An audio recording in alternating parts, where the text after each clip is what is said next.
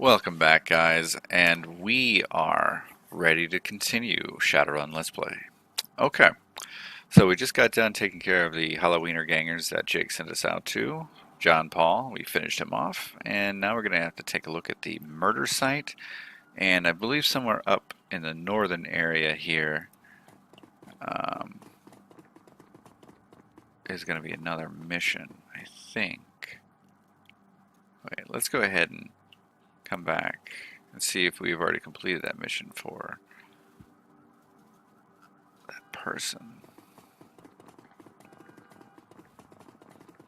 No, it's up here probably.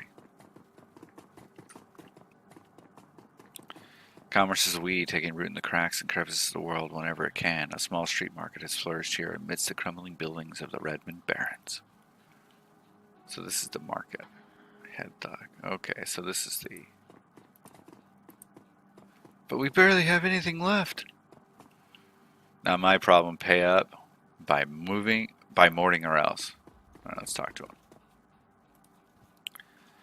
The thug attempts to use his bulk and hideous breath to intimidate the shopkeeper. The old woman is holding firm, but you can see the thug's patience fading fast, and he looks like he's about to start breaking things. Who the hell are you? Bet your mom's real proud of you right now. Like I ain't never heard that before. I don't see it bad, so why don't you mind your own?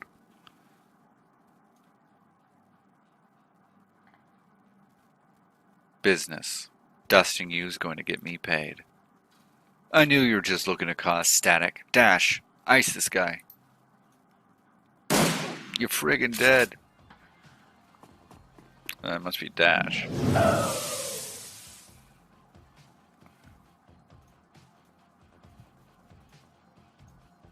Let's take him out.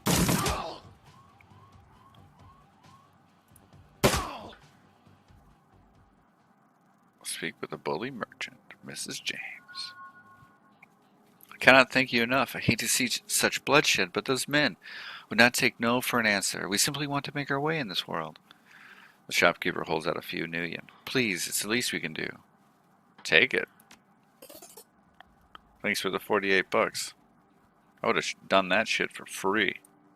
Drek. Would have done that, Drek, for free. Let's take a look at the murder site. Got some guys to talk. Dan the Donut Man. Well, gotta talk to him. The smell of fried food, powdered sugar, and slightly burned soy calf is almost enough to overpower the dusty sewage stench of Redmond streets. The troll working the stand is covered in food stains older than he is.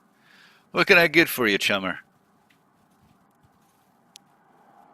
Did you see the murder in the alley across the way?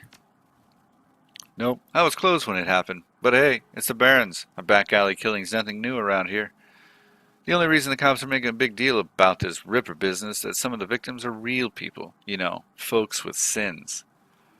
Serial ID numbers. Those are actual people that are legitimate, real citizens of the actual cities. So they're corporate sponsored people or part of the corporations. So the fact that they are being killed is apparently a problem because now Lone Star has to get involved. What can you tell me about the Barrens?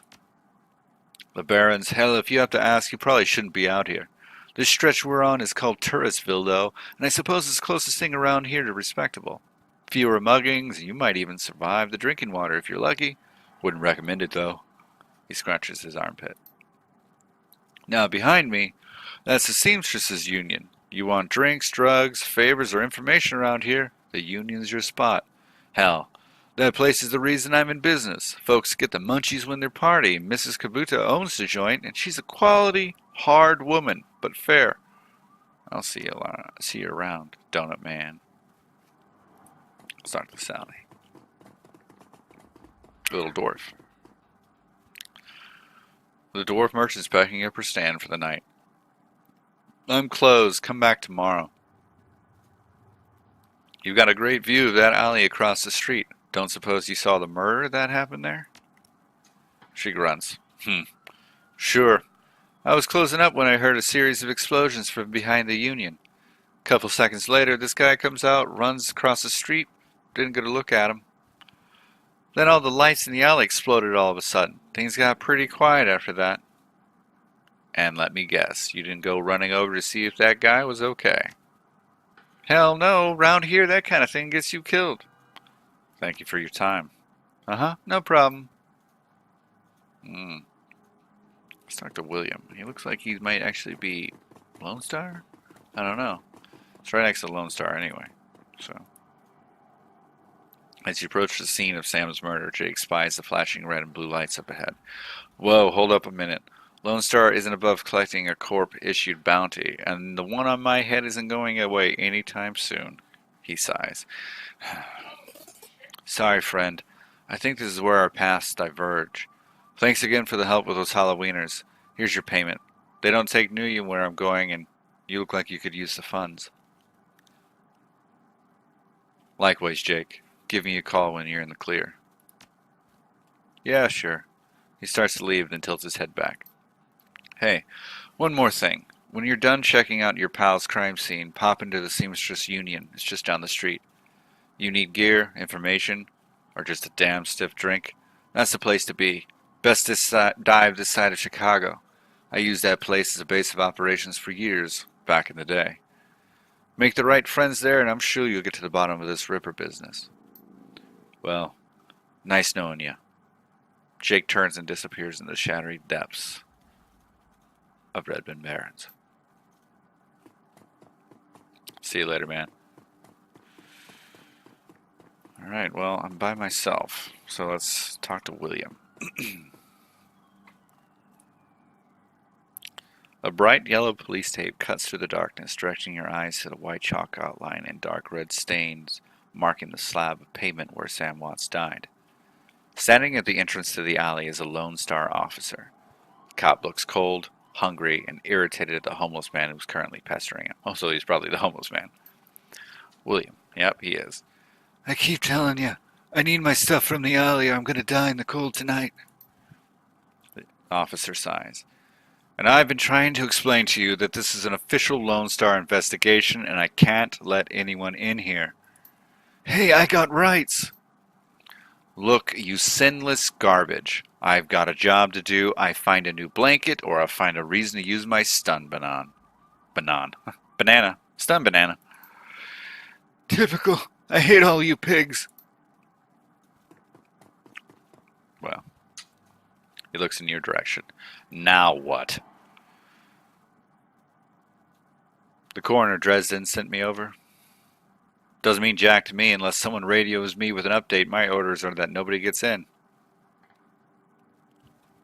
Cool. The streets have not been kind to this man, but they've also hardened him. This man is clearly a survivor, though one wrestling with the onset of age and arthritis. I saw you over there with that rat bastard cop. What do you want? Know anything about the murder that took place out there? He squints at you suspicious. You a copper or working for some corp? Nope, I'm sinless as you. Mind answering a few questions? Hey, what makes you think I'm sinless? Just messing with you. Of course I'm sinless. System ID number my ass. What kind of questions you got? Did you see the murder? Nope. Can't say I'm sorry I missed it. I was hauling crates for Mrs. James up at the market. Can't carry as many as I used to, so it took a while. Got back here in time to see a couple of tourists puking all over my home turf. By then, that jerk face in uniform had already set up shop in my alley. What else did you see that night? Well, earlier that night I saw a big and ugly troll in green hospital scrubs snooping around the block. He bought some donuts and 2 cups of soy calf off of Dan over there. Seems nervous, and he did everything with his left hand because he was all screwed up with some cyberware. Can you tell me more about the troll's cyberware? Well, it was big, and I think it must have had some hospital attachments because I saw some needles. It was a lot like the one I saw back in '44. When I got captured by elves, they did all sorts of experiments on me, let me tell you. Never trust one of them cyber people. Sounds like you live in this alley. Sure. For the last couple of months I've been sleeping there, but I spend my days out doing odd jobs for the street merchants, panhandling tourists over to the nearest seamstresses union. That's all I needed to know. Thanks. See you around. So we gotta talk. The donut man, probably.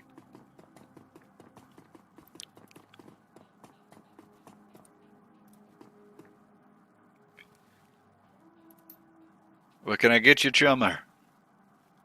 You sell some donuts to a troll wearing scrubs last night? Maybe. What's it to you? I sell a lot of donuts and to a lot of people. I know how Lone Star profiles metahumans. I tell them about a troll that bought donuts from me right before a murder. They'll haul him in just to see if anyone will pay the bail. Not today, my friend. I'll take a jelly donut and a soy calf. See you around.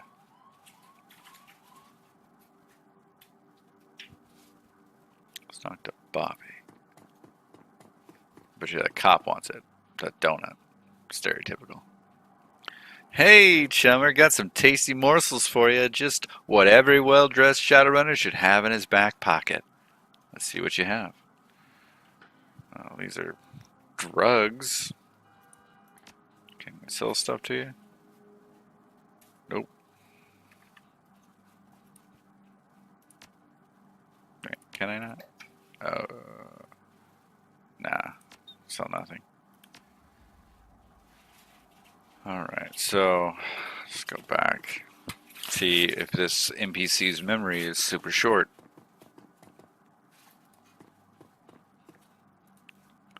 You again? What? Long night, eh? You look cold, so I picked up a donut and some soy calf for you. Hey, thanks! The officer's face lights up as he takes a sip. He seems pretty trusting for an officer of the law. You know, when my dad was a cop, this back when cops actually worked for the government, he said folks would buy him coffee all the time, but I ain't seen it till now. So what can I do for you?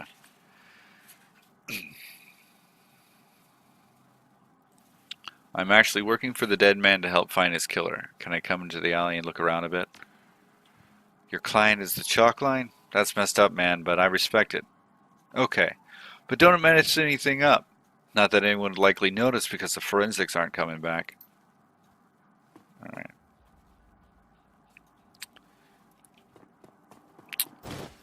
Amidst the shards of glass from the broken lights, you find a small piece of glass which looks like the bottom of a test tube.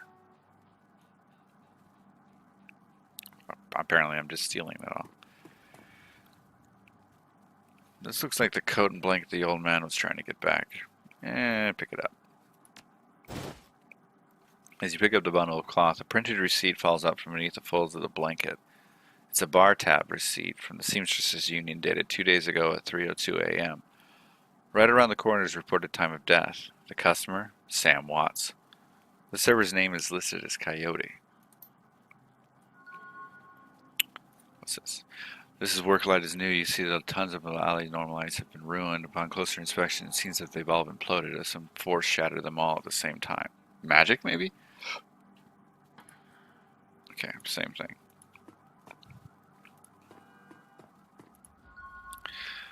I can't read. There are two distinct sets of footprints of humans ending at the chalk outlining a larger set, possibly orcs or trolls. It's probably that troll. Hey there, young'un. I think this coat and these blankets belong to you. My stuff, thanks, mighty decent of you. Don't see that kind of thing too much out here. Whatever. So, next lead is to go to the Seamstresses Union and talk about the bar tab.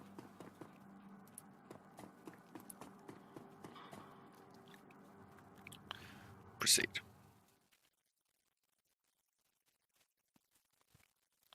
The Seamstresses Union. Relative to the rest of the Barrens, Touristville is a neon-clothed oasis. At its heart is a Seamstresses Union, housed in an old brownstone building on the corner of Illegal and Opportunity. Bums huddle together, gangers strut the streets, and the occasional salaryman comes slumming.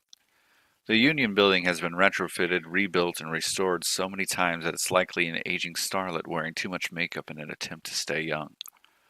The wild ivy growing out of the gutters add to this effect. As you enter, the murmur of hushed conversation washes over you. The dive bar denizens raise their heads, take your measure, and then go back to their business.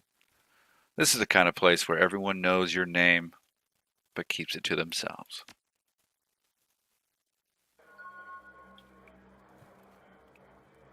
Okay, so I got more karma. Let's go ahead and spin that before I get into some kind of fight. I have 7. Okay, so I'm probably going to add, so I think quickness increases my action pool, right? We'll go on that.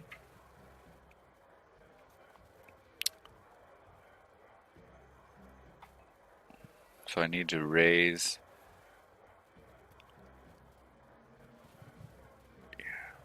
so I need to raise my range combat overall, which allows me to raise my rifle, which gives me 1 karma. I'll save it. Alright. Let me take a look at, I probably want to start raising my charisma too. At some point. It's going to take 4, because when you raise a stat in Shadowrun, it takes whatever your current stat is, plus 1. So I would need 4 karma. Cherry Bomb, Eric Merceman. Alright, Cherry Bomb, what you got for me, hon?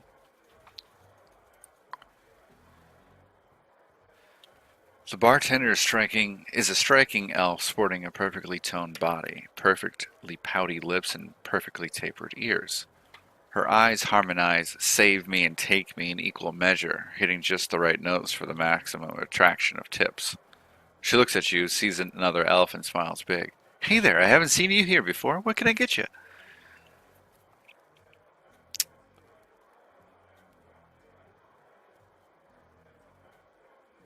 I found a bar tab with Coyote's name on it. She around here? She looks worried. No, I think she's away on business. Business, huh? Is she a shaman with a name like Coyote? She laughs. No. She shot a coyote once, thinking it was a shaman who double-crossed her. We've been calling her Coyote ever since. Her face falls. She's been missing since yesterday. Some people think the Ripper got her, but I know her. Coyote can take care of herself. She starts to turn away when a man with the face of a survivor and the zeal of a convert tugs at her arm. Hard. It's clear the two have a history. They try to keep their voices low, but the intensity of their conversation makes them easy to overhear. Cherry, you have to listen to me. If you stick around here, you could end up dead or worse. The Ripper is out there and he's real. The last killing happened just down the block. And now Coyote's missing? They'll probably find her tomorrow in a dumpster without her head. Come on, Cherry Bomb, think. I think plenty, Shane. I'm getting a Ph frickin' D from UW in neuroprosthetics studying under Ojemans. And how am I paying for it? Bartending, tips. There are faster ways for a Baron's girl to earn that kind of scratch, but I'm not taking them. So what do you want from me? I want what you want. A better life. A better world for everyone. The Universal Brotherhood can give you that. I've heard this all before. This isn't some trick to get us back together. Things are different now. I'm different now. The Brotherhood... Cherry Bomb's pretty face is hard, armored in lipstick and low expectations. The Universal Brotherhood is for people, Shane. Rich Bellevue types who can afford their membership fees and voluntary donations. This isn't about money. It's about binding the world together in brotherhood. Come with me. Attend a discovery meeting. Get to the core of who you are. I heard Lynn Telestrian give a talk last night called The New Family of the Sixth World. I've got a family right here, Shane. They're drunks and lowlifes and whores, and I've chosen them over any of your Brotherhood members. Now, Buzz, I need to get back to work. With body language that leaves no question that the conversation is over, Cherry Bomb turns her back on him. Sorry, I got interrupted. Sorry you had to go through that. Sounds like you've got big plans for yourself. Her pretty eyes soften. Yeah, I do. Can't stay here forever. You've got a look that says you're not just here for the entertainment. Are you a badge? Do I look like a cop? She flutters her eyelashes. No, baby, you look like someone who knows the shadows. We're trained to spot a bronze the minute they walk in here. Something I can help you with? I have a few questions. Ask away. Ever hear the name Sam Watts? She nods. Sam was a regular customer and a regular pain in the ass for as long as I've been here. Talked to Big Game, but he was always broke. As soon as he got any money in his pocket, it went straight to his head, chips, drugs, or booze. Coyote had a soft spot for him, though. Did you see Sam on the night he died? No, that was Coyote's shift. Tell me about this place. Some come here for booze, some come for companionship. Others are looking for something they can't get anywhere else. If it's illegal or immoral, it can probably be bought, sold, rented, or consumed. You can probably find it here. The Union seems to attract people like you. Who was that you were talking to? Shane, an old boyfriend. He used to work here, then one day he saw a billboard for the Universal Brotherhood, and that was that. Went to a meeting, made new friends, moved in with them. I was happy for him until he started coming around trying to recruit me. I don't need that dreck. Who runs this place? I want to talk to them. That'd be Mrs. Kabuta. She's in the back room. You can't miss her. Thanks for the intel. I appreciate the help. Gutter punks have to stick together. Talk to you later. Eric Merceman. Let's talk to him and then head to the back.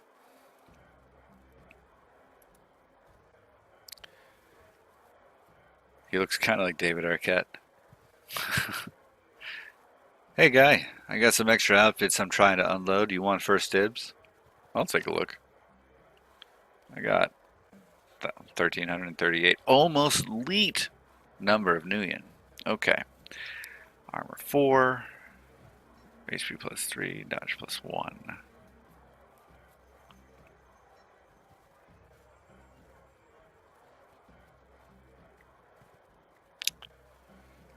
Let's go with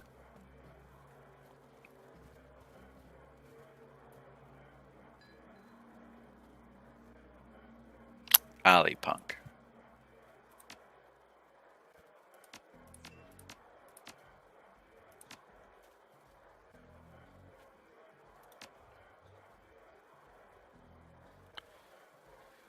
Alright, so he's not going to really have anything. Jen Parks. Mr. Clue. Let's talk to Jen Parks. She's probably back there, though.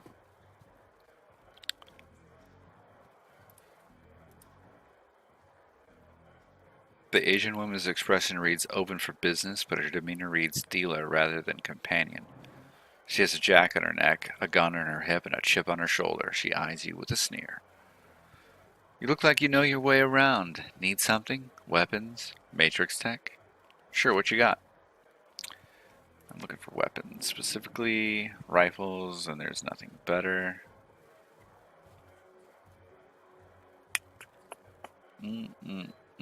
Nope. Don't need anything. Mr. Clue. Posted at the doorway to the VIP section is a tower of troll muscle wrapped in an impossibly tailored suit. Whether the product of good genes or expensive aftermarket cosmetic work, the troll's gleaming horns perfectly frame his face, and his polished tusk and goatee accentuate the set of a lantern jaw. Welcome. Please behave yourself. Funny place for the architect to put a wall. Load bearing 2. You have business here? Looking into the death of Sam Watts. Heard about that. Real shame what happened to him. Playing him a little robotic. There's a sharpness in Clue's eyes, the look of a man who has seen much and earned wisdom at a young age. In your role here, I suppose you often escorted Sam to the door. Yes, albeit gently. Sam was a drunk, but he usually wasn't a violent one. Usually what happened the night he died. He was a bit agitated, didn't catch the specifics, might have been over a woman. Thought I was going to have to show him out, but I had to deal with a couple of rival go-gangers posturing for one of the working girls upstairs. Jake helped Sam out instead. Thanks for the info. No problem. Let's go ahead and talk to Mrs. Kubota, and we'll call it.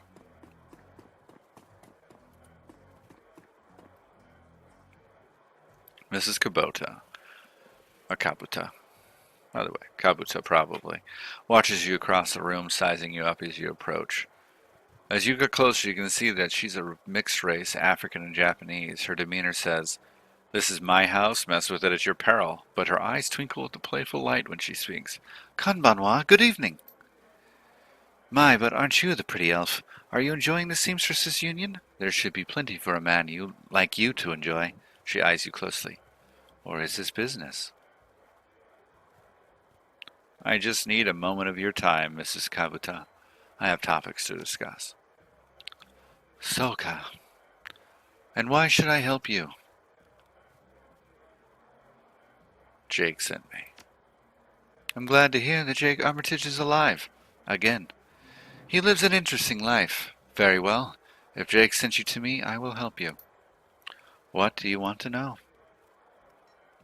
"Did you see Sam on the night of his death?" "He was here quite inebriated, as he often was. Coyote was working bar that night, and she informed me that Sam was getting rowdy and belligerent with other customers. When I requested he leave, he refused. My bouncer, Mr. Clue, was off dealing with another issue, so I requested that Jake escort Sam out the back door to the alley. That was the last I saw of either of them." "How well did you know Sam?" "I knew him. We all did. Sam was a regular here, whenever he could beg or borrow enough nuyen to become altered in some way. Drugs, chips, alcohol. It didn't matter to Sam as long as he was bent. He was always looking for his next fix. He clung to this place like it was his lifeline, and we treated him as part of the family, even if none of us truly liked him, except Coyote." "One more question. Can you tell me where to find Coyote?" Her face darkens. "Would that I could. I have not seen her in 2 days. She's a smart woman, and quite dangerous, but I fear for her." "If she's smart, why fear for her?" "Because she is in a dangerous line of work, and there is always someone smarter, more prepared. Her room is upstairs. If you are looking for her, I invite you to examine it. You may be able to uncover her whereabouts. I would not normally betray her privacy in this way, but she's missed 2 shifts now and cannot be reached on her comm. It is unlike her. If something has happened, I would not like to have inaction on my conscience. Here is the key." Alright guys, thanks for watching, and I'll see you guys in the next video. Bye!